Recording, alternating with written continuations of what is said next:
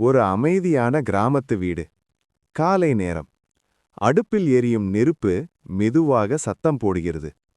அந்த நெருப்பைப் போலவே அந்த வீட்டில் வாழும் மாமியாரின் மனமும் எப்போதும் சூடாகத்தான் இருந்தது. அந்த வீட்டுக்கு மருமகளாக வந்த லக்ஷ்மி மென்மையானவள், அதிகம் பேசாதவள், எல்லாவற்றையும் மனசுக்குள்ளேயே வைத்துக்கொண்டு வாழ கற்றுக்கொண்டவள். ஒரு பாத்திரம் சரியா வைக்கலையா, சாம்பாரில் உப்பு கொஞ்சம் அதிகமா போச்சா, உடனே மாமியாரின் வார்த்தைகள் கத்தியைப் போல விழும். லக்ஷ்மி பதில் சொல்ல மாட்டாள். கையில் வேலை, கண்ணில் மட்டும் கண்ணீர்.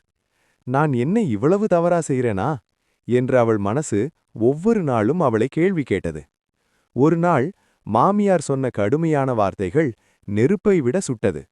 அந்த இரவு மாமனார் மெதுவாக அருகே வந்து அப்பா மாதிரி பேசினார்.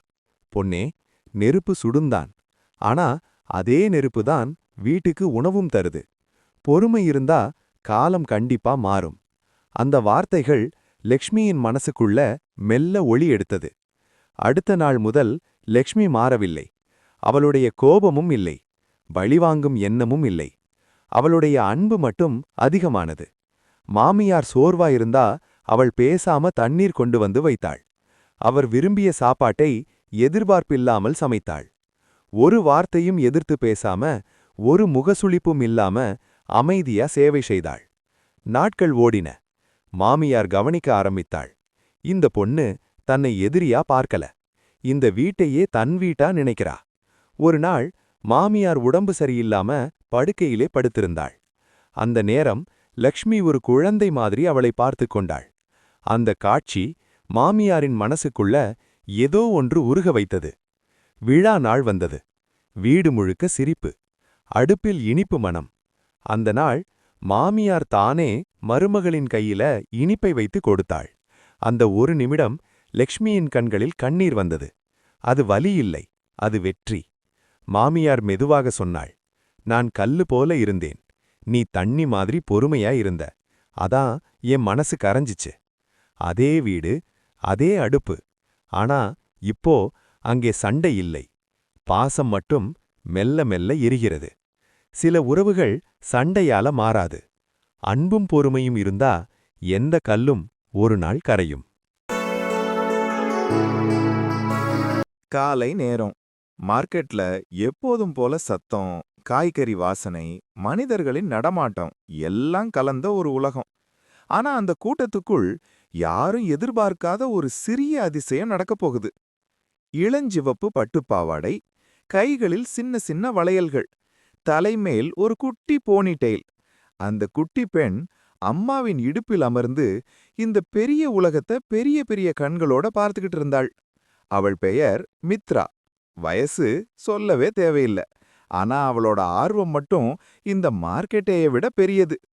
அம்மா காய்கறி பார்த்து கொண்டிருக்க மித்ராவின் கண்கள் மட்டும் ஒரு பக்கத்திலிருந்த தக்காளி கூடை மேலே நின்றுவிட்டது. சிவப்பு, பளபளப்பு, உருண்ட உருண்ட பந்துகள் மாதிரி. மித்ரா மெதுவாக கையை நீட்டினாள். ஒரு தக்காளியை தொட்டாள். அந்த குளிர்ச்சியான தொடுதலுக்கு அவளோட முகத்தில் ஒரு சின்ன சிரிப்பு.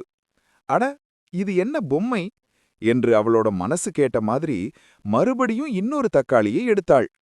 அந்த நேரத்தில் ஒரு மைக் அவள் பக்கம் வந்தது. என்ன பாப்பா, இந்த தக்காளி நல்லா இருக்கா? மித்ரா பதில் சொல்லவில்லை. ஆனா அவள் செய்த செயல்தான் பதில். ஒரு தக்காளியை எடுத்தாள், கூடைக்குள்ளே போட்டாள். திரும்ப இன்னொன்றை எடுத்தாள், முழு கவனத்தோட. நான் தான் இந்த கடைக்கு முதலாளி என்று சொல்வது போல. அங்கிருந்தவர்களெல்லாம் சிரித்தார்கள். ஒரு வியாபாரி சொன்னார், இந்த பாப்பா இருந்தா மார்க்கெட் முழுக்க சந்தோஷந்தான். அம்மா சிரித்துக்கொண்டே, அம்மா, அது சாப்பிடுறதுக்கு என்று சொல்ல, மித்ரா தக்காளியை பார்த்து அதை கொஞ்ச நேரம் யோசித்து மீண்டும் கூடைக்குள் வைத்தாள். அந்த ஒரு நிமிடத்தில் யாருக்கும் தெரியாம மார்க்கெட்டின் சத்தமெல்லாம் மறைந்து ஒரு அமைதியான சந்தோஷம் மட்டும் அங்கே நின்றது.